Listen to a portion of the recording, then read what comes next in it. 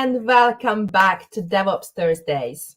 My name is Erika and I am the program manager at Microsoft React Stockholm. Today, we are going to kickstart season 2 of the DevOps track in the Championing Azure Collection series.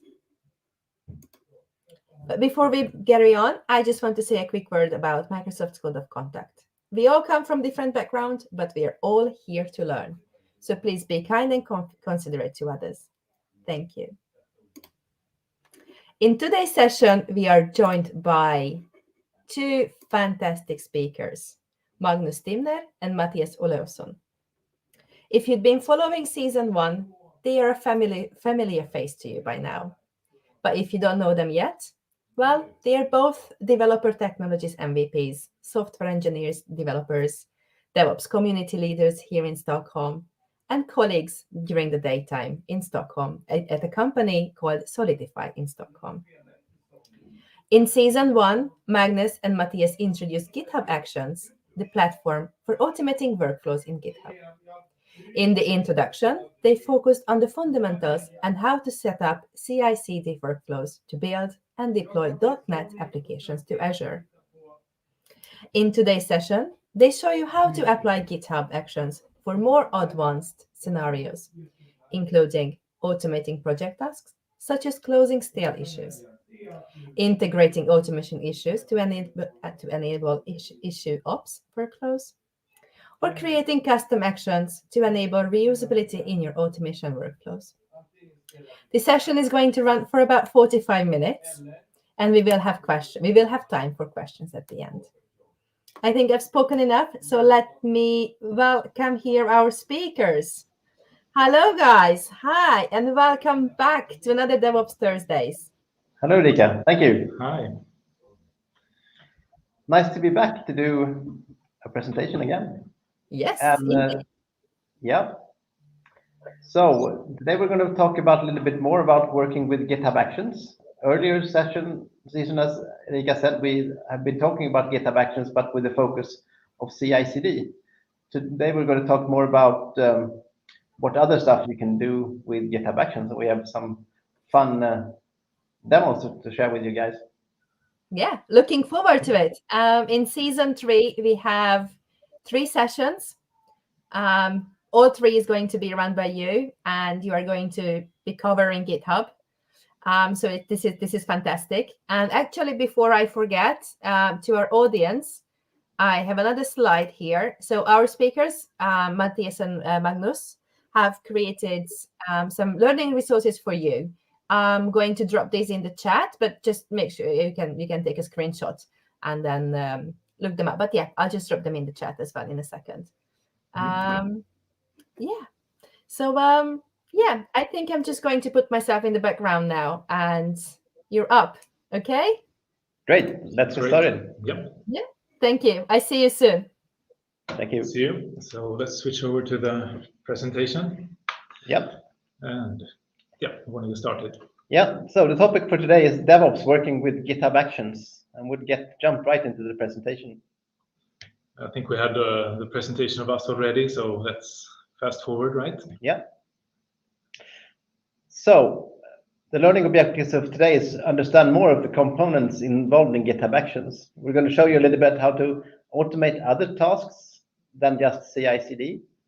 We're going to show you how to integrate automation with issues, and that's kind of fun. That's at least one of my favorite topics. We're going to show you reusability in your automation workflows, and also how to automate different kinds of development workflows that you could have good use of in your development process. So kind of this day, we want to do not just touch on continuous integration and delivery. That's the most typical topic, I guess, for GitHub Actions, but we want to take this to the next level and show you what else you can do with Actions as well. So for those of you who missed our previous session about GitHub Actions, I'll just give you a short recap what GitHub Actions is. So GitHub Actions is a system for automation of all kinds of different things. And as I said earlier, you might mostly connect it to CI/CD, but we're going to show you what more we can do. It's stored with your code as YAML files, and that is good because we want everything in the development process stored with our code repo. Of course, it's fully integrated with GitHub, and it can actually respond to any GitHub event. So you can do a push, you can do a commit, you can raise an issue or anything. We also have live logs and visualized workflow execution that we're going to show you. And we have a big community. I think there were 11 or 12,000 extensions powered by the community out there. And you can also host your own runners or use GitHub runners, running them on Linux, Mac, or Windows. And also it has a built-in secret store. Quite a lot of features, right? Yeah. So how does this all then fit into the development process? So here we have the software development lifecycle when it comes to GitHub. And what you might usually connect with GitHub Actions, as we said earlier, was compile and build your artifacts. So build your .NET application or something else and deploy it somewhere. But there's lots of other things. Do you have a favorite here, Matthias? What do you like to do? I mean, I know you do lots of cool stuff with Actions, but you're going to show some of them today. Yeah, I mean, like this picture kind of shows is that we can use GitHub Actions for a lot of types of automation, not just CI/CD. So we wanted to show how we can use GitHub Actions in our repositories to do self-service operations. So automate common developer tasks or development activities. I think that's quite cool. How you could automate closing stale work, or how you can drive automation as part of your pull request. So when you do open up a pull request, you can do much more than just, let's say, run a continuous integration build. So I think we should take a look at what we can do outside of the build and deploy pipelines today. So should we get started with a couple of examples? Yes. Yeah. Let's do it.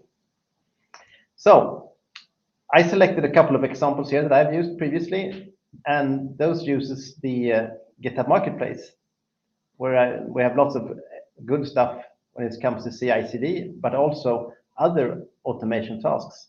So the ones we're going to show you now is one that uses stale issues. So if you have lots of issues in your open source repository and no one is taking care of them, this action can actually mark them as stale and actually close them if no one takes care of them over some time.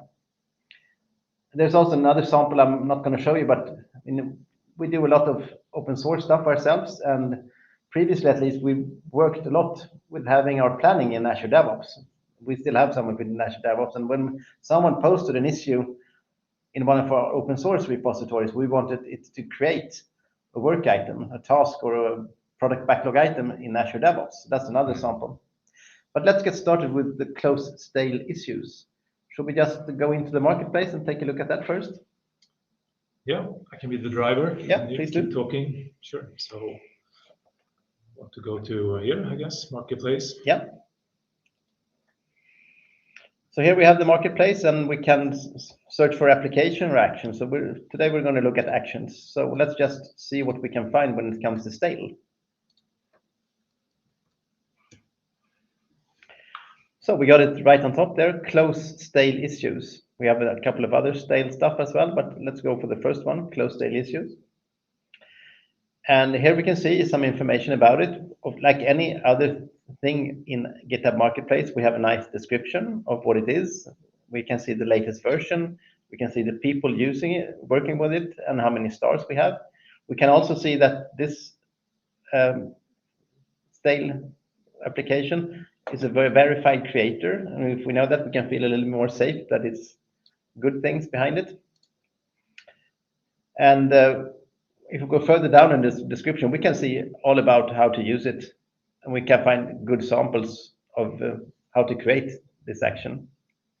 And if we go to the top right, we can actually go right into the repository in GitHub also to see the actual code, because of course all this is open source. So we can read the actual code if we want to know more about it. And we can also, if we want to, probably contribute. And if we have a problem, we can create an issue. So this is all about sharing in open source. But that is great. Can we go back into our GitHub sample and take a look at how we use this? Sure. So here, for this example, we have created a GitHub repository. Should be this one. Yeah, so we have a little bit describing the session today in the README, and we have also created a couple of different actions. So we can go into the .github folder and continue into workflows. And here are all workflows that we have that we're going to share with you today. And click on the first one, stale. Or last. Yeah, sorry, last. And here we can see, I've just copied this directly from a sample in the marketplace. And first we have a name on top, and then we have a schedule, a cron job. And as I didn't understand what that meant, we actually pasted in a cron reader, and I had to write it down. So this is actually run every day at 1:30 UTC. And if we go further down, we can see it's run on Ubuntu latest as a Linux machine, and we're using version 4 of the stale actions. And when I looked in the marketplace just a few minutes ago, I saw it's actually version 5 as well. But I won't do anything about this now.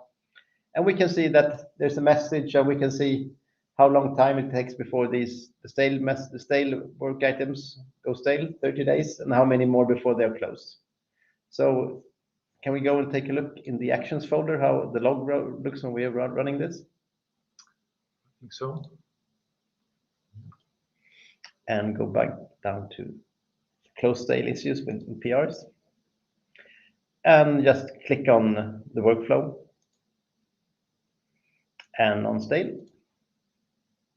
This is the logs you were talking about earlier, right? Yep. So here we can see actually everything that is happening, and we can often also dig down in details here. So we didn't have any problems with this run. So we don't need to analyze the logs, but if there is a problem, we could dig into this deep and see what happens. Could we just go to the issues folder and take a look how it could look when we are running this as well? Mm-hmm. So here we can see, okay, there's an issue that has been marked as stale, added the tag. So we can easily see the stale ones, and then if we don't do anything about it, it will be closed after a couple of more days. That was my first example using something that someone else has done on the GitHub Marketplace. So what do we have next in our presentation here? Let's see. Yeah, I think we're going to talk about how we can continue with the issue systems and connect that with automation. So, like you showed, we're using some pre-existing action or task that can automate something. So in this use case, we want to instead have our own process automated. And there's a lot of events happening in GitHub, as you can expect, on all sorts of things, like when you create an issue, when you write a comment in an issue, or when you create a pull request and whatnot. And all of these events we can use to integrate. So the idea behind the first demo, or the demo we're going to do now, is to treat the issue system as some sort of self-service portal where we tie automation to the work, to the form, to the issue form. And what's nice about that is that if we use this for the self-service work, we get kind of the built-in traceability and documentation, because we get both the automation possibly and the interaction from the users capturing this issue conversation. And we can also standardize how we do things by using the issue form as the user interface, but then we codify the process in our automation, in our GitHub action. So one use case could be, for instance, to automate provisioning of new infrastructure. So that's kind of a notorious problem in most development teams, that we don't have as many environments to test things as we would like. And the process to get a new environment is usually time-consuming and requires a lot of interaction between different teams. So since we're pushing to have everything as code, and of course describing our infrastructure as code as well, one use case that we can do of that effort is that we take the issue system and connect it to the infrastructure models. and then we create an automation that on a self-service basis will provision a new infrastructure for us. So I'm going to show you an example where we use an infrastructure as code element and then have that run when we create an issue and issue some commands. So let's have a look. All right, so we can start here. So we're back in the issue part of our repository. And if I go and click on new issue, we've added what's called an issue template. I really see lots of good opportunities to use this on various tasks, actually. Both, I mean, technical with the coding and even stuff that could help our daily work in our company. Yeah, like ordering a new computer. I Yeah. have a form here that cool. drives some automation, and whatnot. All right, but let's take a look at this. And this issue is backed by a template. We'll actually talk more about issues and how we can use the project management system in the next session, episode, or session we have next week. But in this case, we created a small form where I can say, for instance, I want to have a new environment for version 2.0 of my product. If I manage to type, that's even better. And then we can have proper domain values and whatnot. And I can specify which type of environment this is. So maybe it's a test environment. Then I go and submit a new issue. And as you expect or suspect, maybe this will trigger something in the backend. So if we wait a second or two, we should get a message from the bot in GitHub that something is happening. So there it is. So some automation just received an event that someone wants to provision a new environment and gave me this feedback back. And I can now continue interacting with this issue and have some kind of chat conversation with the bot to do things. So in this case, I want to deploy to the new environment. I'll just go and paste the deployment command. And just like the first trigger that created the welcome message, in a second or so, it will also come back with an event here. So give it a second. And then we're going to look into what actually happens here. Yeah, we can take a look at the application. Yep. All right, so now we see that it started to deploy. And if we jump over to let's say, the Actions Hub, the tab over here, we can see that we have some workflows running. So in this case, it's building a new environment, and it's running the deploy environment from issue workflow. So let's take a look at what that includes. We can jump over to the YAML file for this. So it's very similar to any other GitHub Action script, that it has a trigger definition. So in this case, we say that it should trigger on an issue comment. So when we create a new issue comment, it should do something. And in this case, it will run if the command is this deploy command that we specified. And when that runs, it will do the deployment in this case. So we create a new environment name, or generate a new environment name, and we use some of the context variables that we have in GitHub. So in this case, we're picking up the issue number as the event name, and then we're creating an environment name for a new resource group in Azure. And our system in this case is going to be deployed in an Azure resource group. So we're going to log on and whatnot. But first, of course, we send out a nice message to the user. So this was the deploying new environment message that we saw in the issue just now. So deploying new environment. And now see it's ready. Yeah, it's even finished. So here we can see that this is the name we created, the IAC demo 15, and 15 would be the ID for this particular issue. And if we just look at what's happening behind the scenes, it's actually creating the resource group and all that good stuff for us. Creating the resource group. In this case, we're deploying a new set of infrastructure based on the bicep language, and then sending us back some information.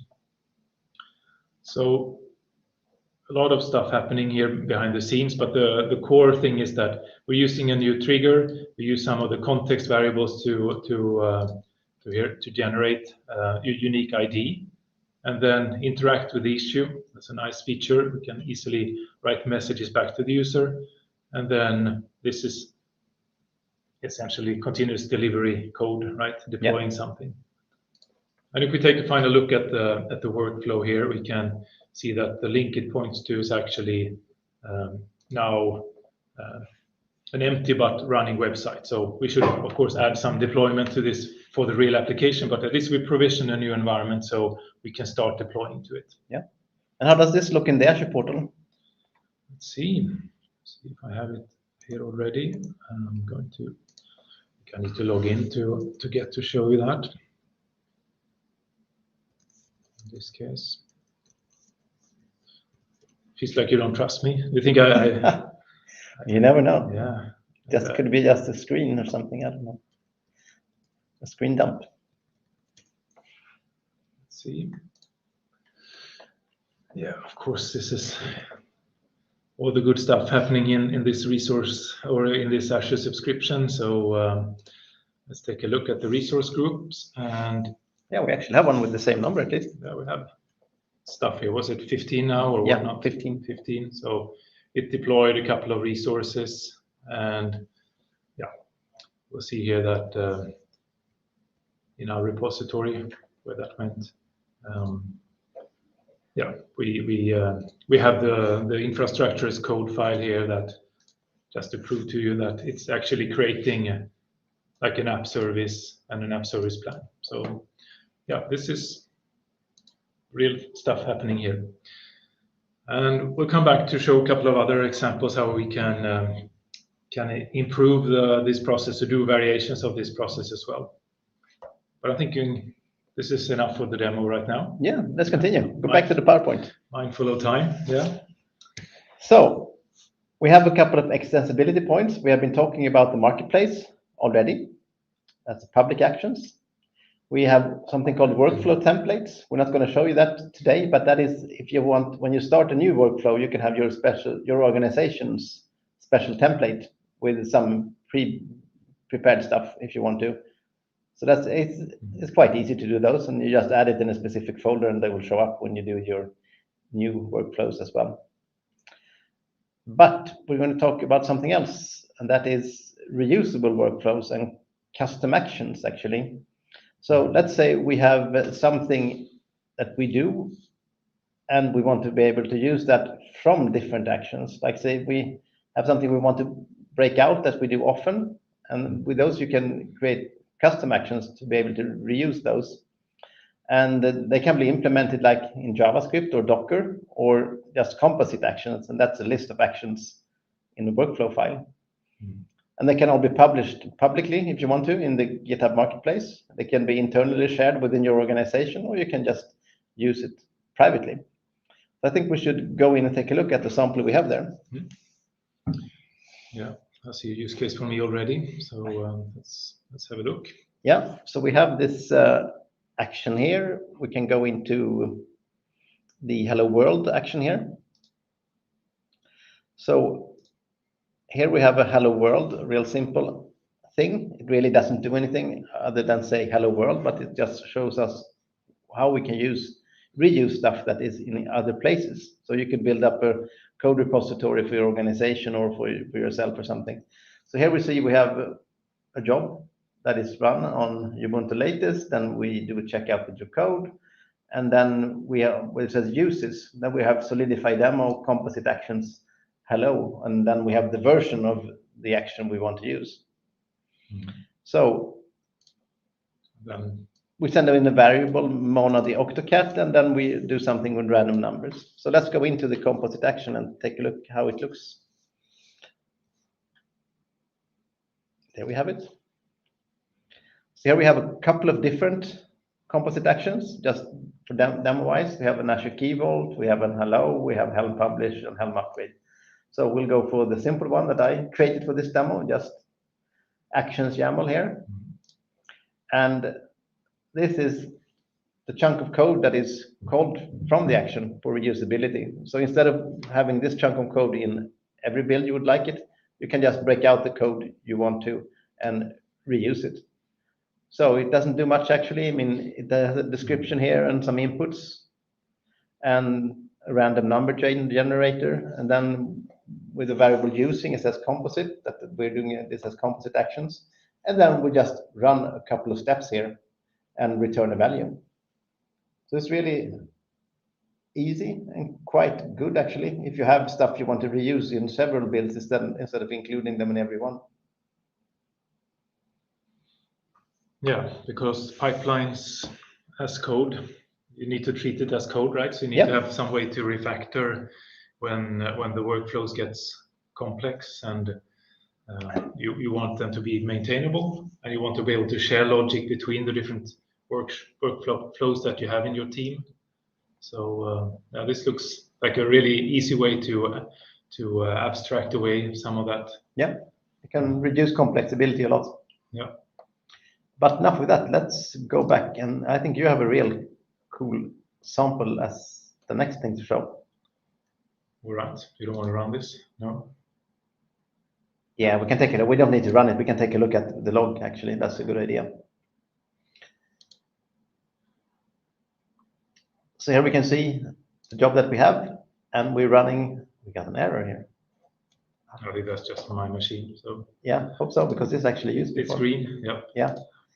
So here we have the composite action that we're using from our build, and we can see what is running, and we can also see the result that we're getting back. I'll trust you. Yeah, it works. Unlike you did with my resource groups, but yeah. Maybe I'll have to have you run the script as well to see that it really works. But anyway, all right. So let's see how we can put this into to some use as well. So we have one more demo prepared, and this is building on the idea that we want to be able to provision new environments when we need them. And there's actually a whole practice called reusability that you can use as a model or as a practice to help the team provide environments to test the things that we're working on. So the idea with reusability is that we introduce dynamically an environment when we need it. And of course, this builds on automation, so we can create the environment when we need it.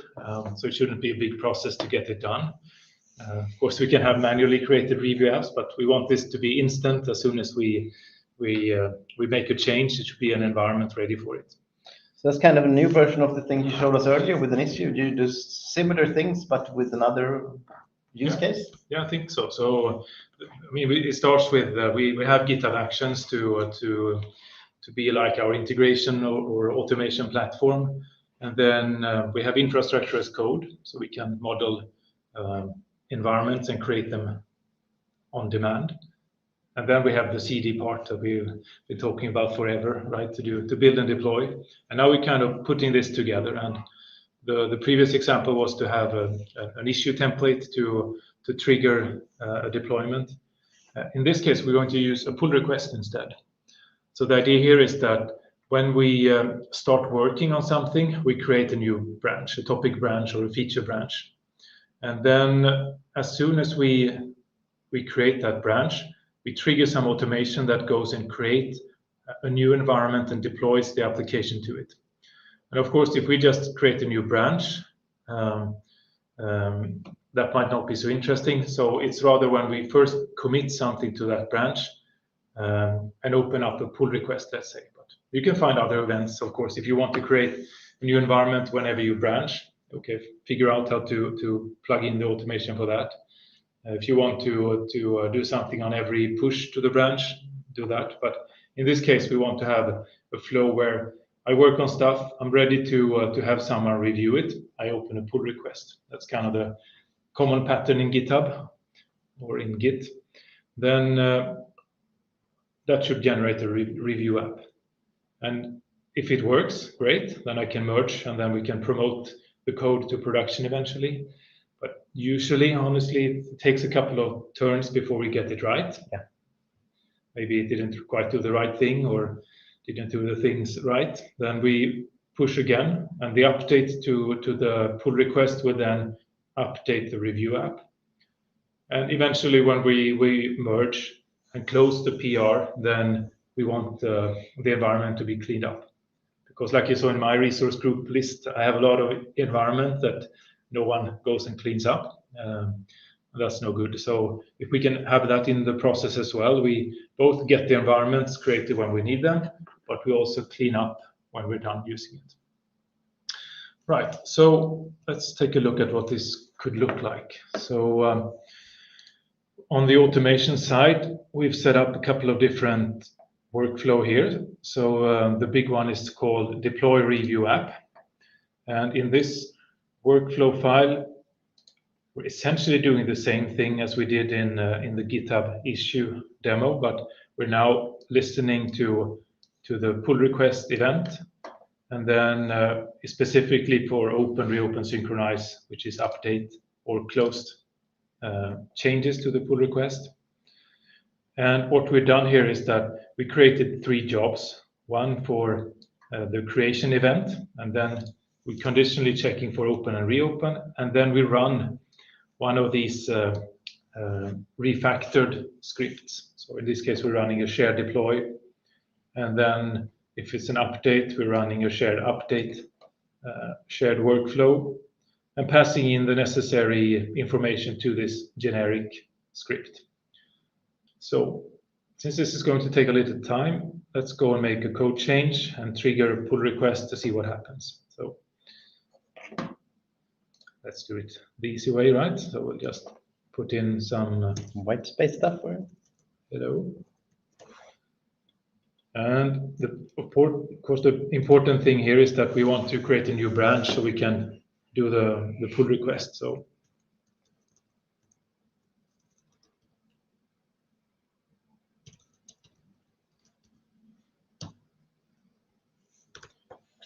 right, propose a change. And we can, of course, do more here, but I'll just create a pull request right away. So what's going to happen now is that this will trigger workflows. So in this case, we see that we have a lot of automation tied into this. And it's not going to trigger the update and remove part because we just created the thing. So it's triggering the review, create a review environment like I talked about. And if we go and look here, we get similar feedback like we did in the create issue workflow. And this is going to take a couple of seconds or maybe a minute. So while it's running, let's just take a look at the shared deployment workflow.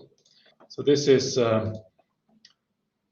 again, the same steps that we had from the issue automation earlier, but we refactored it into a shared workflow. So we have the steps just the same way, but we also specify some input parameters. So that's how we can chain this into a nice reusable workflow. And we use this new trigger type called workflow call that allows me to make this chaining. But then again, the things that actually happens here is we create a new resource group, we create a new set of resources based on the bicep file. Eventually, we should also deploy the application, of course. So if we go back to the pull request, it may or may not have completed. In favor of time, let's go in. You probably have an old build or pull request we can take a look at. Yeah. Oh, now it's finished. So here we see deployment completed, and here's a new resource group. In this case, number 16. And if we go and check, since you don't trust me, let's see if we also have the number 16 here somewhere. Do a refresh. Yep, there it is.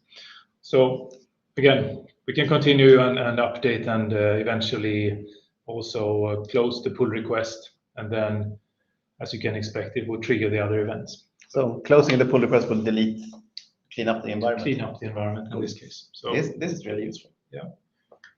So So I think it helps in two different spaces, right? It gives us environments when we need them, and it takes care of the leftovers, so we don't have dangling or lots of environments consuming resources. Yeah, because that's a pain as well. You create environments, but you forget to delete them.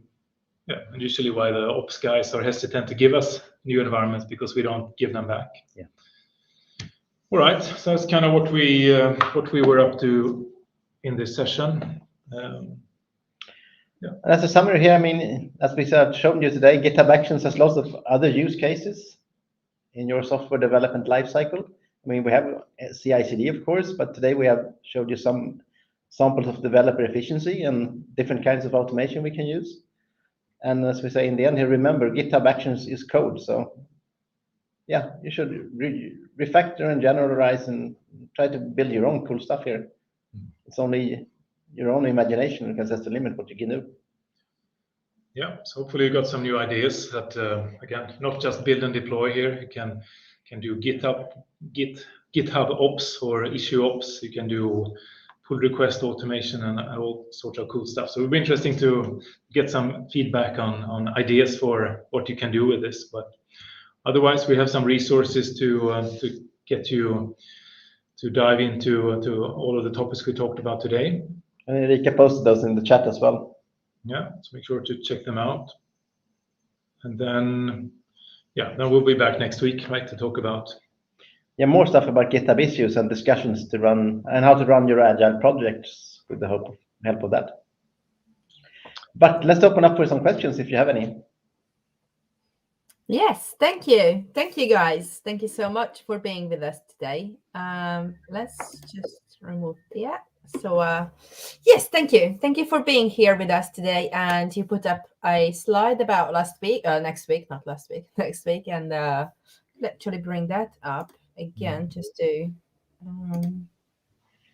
oh yeah, that's the one. So yeah, next week we will have you two back again with GitHub issues, and then in 2 weeks we will have working with code spaces. So make sure you guys RSVP in your regional meetup groups wherever you are viewing it from today. Yeah. And be with us next week as well on Thursday. Do we have any questions? There was one question. Do you have the link to first GitHub Actions video? I'm not sure what he means, Ravi. Is it a video from season 1, maybe? Maybe you could post the links to the season 1 as well, or if you haven't done that. Yeah, I wasn't sure what he meant, so I didn't post that yet. But let me just do that now. Actually. It would be good for some of the background that since we're not focusing on CI/CD today, then yeah, check that out, and also the introduction to GitHub. Mm-hmm. I can look that up. Where is it? Yeah. And also the last part of season 2 would be cool with working with code spaces as well. That's really cool functionality that we're going to dig a little deeper into. And then we're already with Erika thinking about season 3, but we haven't really thought of exciting topics there, but we'll find out something to show you. Yes, indeed, we need to start thinking about it. And season 3 is going to take place in April. And why can't I find the playlist? Yeah. I think it was in the Reactor page. There was a link there. Ah, you are smart, indeed. I can post it here, I think. I'll have it right away. Okay. I was searching on YouTube for the playlist, and then it's just individual sessions. Too much. So we have a nice question here, actually, from web. So that how to migrate from ADO to GitHub Actions, and also will ADO be phased out? Oh, that's a good topic. So there is no by Microsoft or GitHub provided way to migrate, but there is, I know, an open source initiative that works pretty good. I can see if I can find the link. But I know Microsoft and GitHub is working on a migration tool that is probably in beta now. And a wild guess, it will be released during the year, maybe. And the second question, will ADO be phased out? I mean, No. no. I mean, ADO will be there for many more years, and Microsoft is still investing in it. So, I mean, these tools will be in parallel. That's a cool thing. I think, isn't like the runner in GitHub Action the same runner as in Azure Pipelines? Yeah, So, and they're using the same ISO file. So there's a lot of common things there. And if you're doing YAML in ADO, I mean, doing GitHub Actions is just another dialect. I'll see if I can find the link that we were talking about, or maybe you're looking for it as well. Yeah, I think there's some guidance here that see if we can share this one. Erika. Yeah, put it in the private chat, please, and then I can share it. Yeah. And the YouTube question, or I put it in the chat. Yeah, so this one is a manual starting point, but like mine is talking about there is automation coming as well.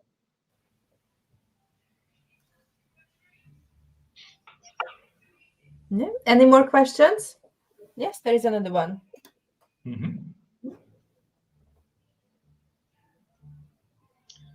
All right, so can common or global tasks be included across all actions in an organization? I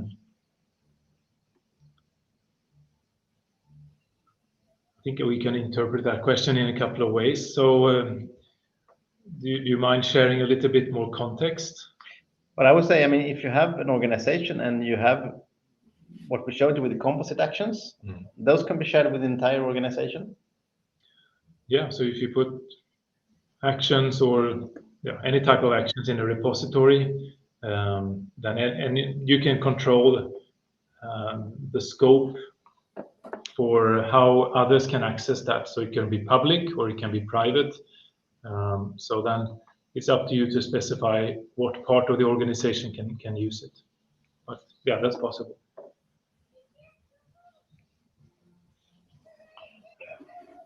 So ADO does, Alan has a comment here, ADO does many things GitHub Action does not. Yeah, that is true. But GitHub is building on feature parity. So there are a couple of things that ADO does better. I totally agree with that.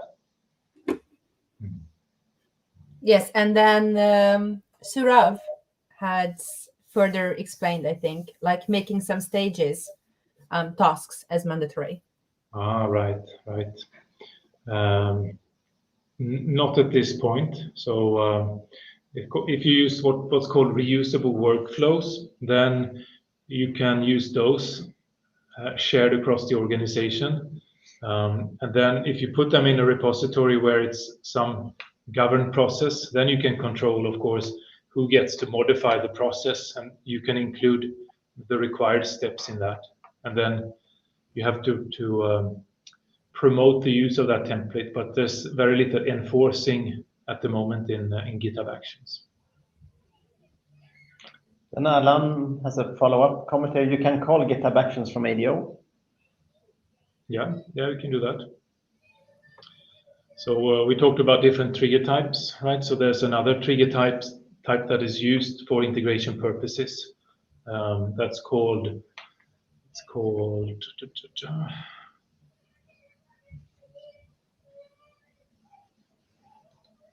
I have to double check.